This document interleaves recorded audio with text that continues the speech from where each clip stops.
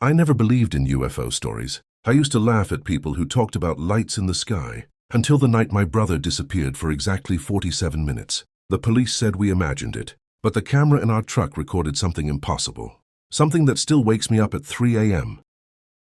It happened in October of 2019. My younger brother Ethan and I were driving through northern Arizona after visiting our uncle. It was around 11:40 p.m. and the highway was nearly empty. No gas stations, no towns, just miles of black desert and dead silence. Ethan was asleep in the passenger seat while I drove our old pickup truck down Route 191. That road always felt wrong at night. No streetlights, no radio signal, nothing but darkness stretching forever. At some point, I noticed a strange light far above the mountains. At first I thought it was a plane, but planes move. This thing stayed completely still. I remember staring at it for several seconds before realizing something weird. The light wasn't blinking. It was just hovering there, bright white, perfectly motionless. I nudged Ethan awake. "Hey, look at that."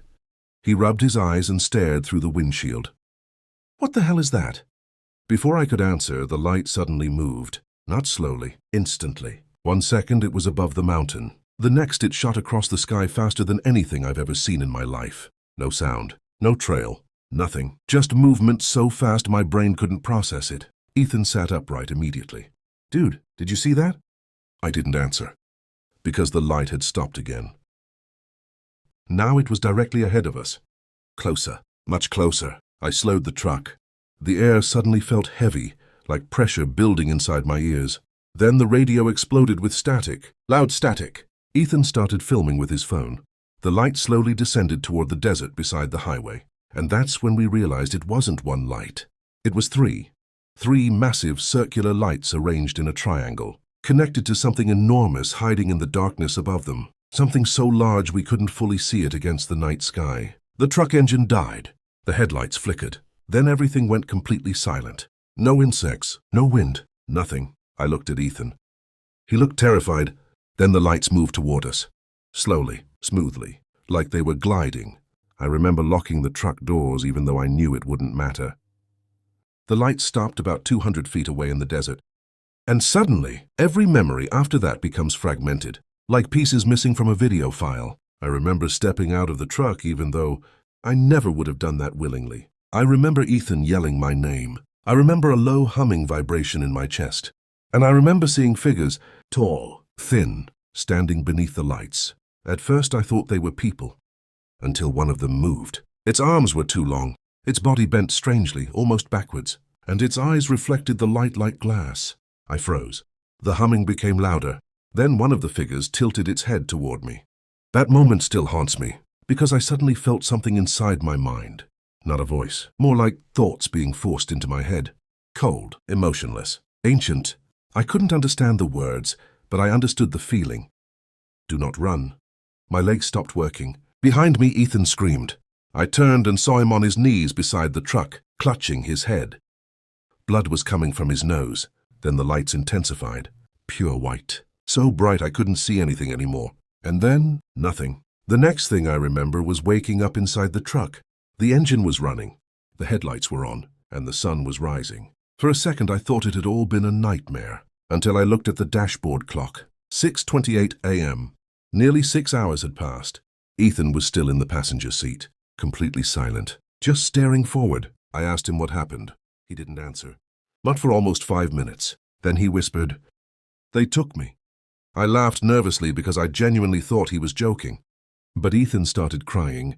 I had never seen my brother cry before, not even when our father died. He kept repeating the same sentence over and over.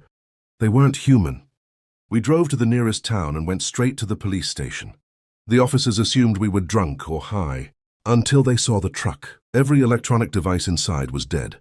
Both our phones were corrupted. And the dashboard camera had recorded something terrifying. The footage showed the road normally for several minutes. Then at exactly 12:13 a.m., the video distorted. Static filled the screen. A high-pitched sound appeared in the audio, and for 3 frames, something appeared outside the truck window. A face, pale gray skin, huge black eyes, no mouth. Then the footage cut out completely. The timestamp jumped from 12:13 a.m. to 6:21 a.m. instantly. Nearly 6 hours missing. The police confiscated the footage. We never got it back. After that night, Ethan changed completely.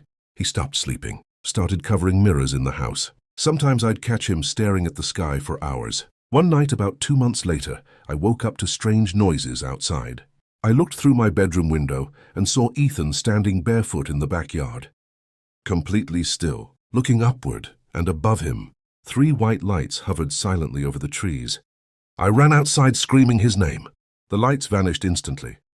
Ethan slowly turned toward me, and I swear to God, for 1 second, his eyes reflected pure white light. Not human light, something else. The next morning he was gone. No note, no footprints, nothing. Police searched for weeks. They found absolutely nothing. That was 7 years ago. Ethan never came back. But sometimes late at night, I still see those lights above Black Ridge, hovering, watching, waiting. And every single time they appear, my phone dies at exactly 12:13 a.m. If this story gave you chills, hit like so more people can discover the channel.